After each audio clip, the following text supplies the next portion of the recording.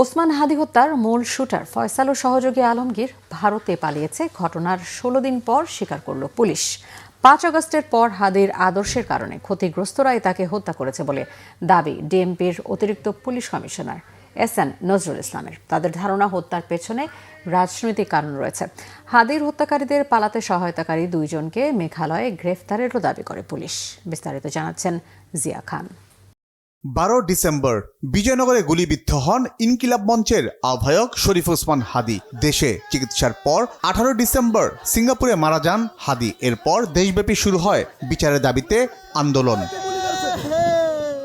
হাদী হত্যা মামলার অগ্রগতি নিয়ে রবিবার সংবাদ সম্মেলনে পুলিশ জানায়, গ্রেপ্তার করা হয়েছে মূল শুটার ফয়সালের বাবা, মা আর সহযোগী সহ ১১ জন। আর হাদীকে ভারতে পালাতে সহযোগিতা করা ২ জনকে মেঘালয় পুলিশ গ্রেপ্তার করেছে। মেঘালয় পুলিশের সাথে যোগাযোগ করে যেটি জানতে পেরেছি, তারা ইতোমধ্যে পুত্তি ও স্বামীকে গ্রেফতার করেছে। হত্যাকাণ্ডটি পূর্ব পরিকল্পিত হওয়ায় আসামি শনাক্তের আগেই তারা সীমান্ত দিয়ে ভারতে পালিয়ে যায় বলে দাবি করেন গোয়েন্দারা। ফয়সাল ও আলমগীর ঘটনার পরপরই ঢাকা হতে সিএনজি করে আমিনবাজারে যায়।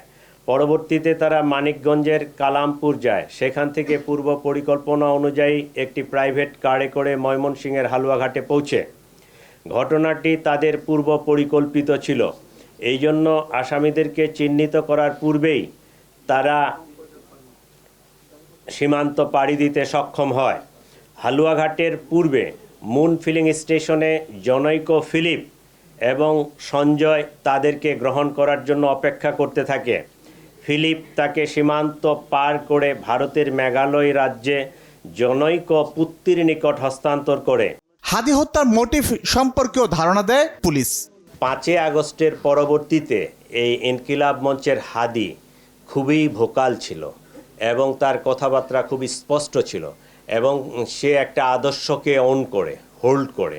তাহলে এই আদর্শ বা এই ৫ আগস্টে যারা ক্ষতিগ্রস্ত, আমরা ধারণা করতে পারি বা অনুমান করতে পারি যে হত্যাকাণ্ডের পিছনে তারাই জড়িত। নেপথ্যের বিষয়টা এই মুহূর্তে বলতেছি না, তবে আমরা ২-৪ জন সংশ্লিষ্টতা পাচ্ছি এবং এতে কিছুটা রাজনৈতিক কারণ হতে পারে, আমরা এইটুকুই বলতে চাই।